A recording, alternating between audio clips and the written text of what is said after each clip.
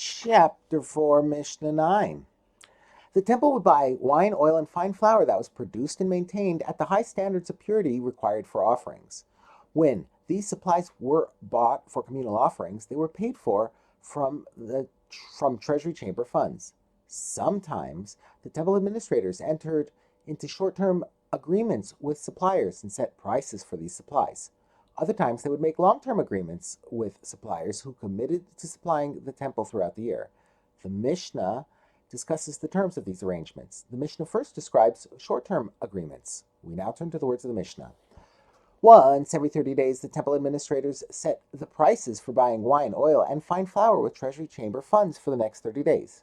Once this price was agreed upon, the temple would buy the supplies they needed each day at the agreed-upon price, even if the market price of the supplies went up.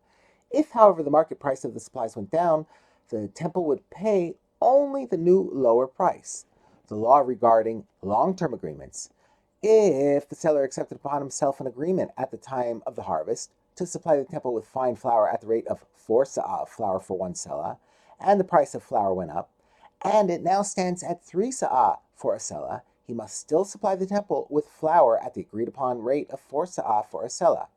If, however, the price of flour was at 3 sa'ah to a selah, and it went down and now stands at 4 sa'ah to a selah, he must supply the temple with flour at the new lower rate of 4 sa'ah to the selah, because the temple always has the upper hand in contracts.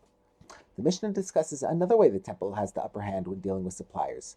Similarly, if the fine flour sold to the temple becomes wormy and no longer usable for offerings, the loss caused by the worminess is taken by the seller. Likewise, if wine sold to the temple turns sour and is no longer usable for nesachim, the loss caused by the souring is taken by the seller.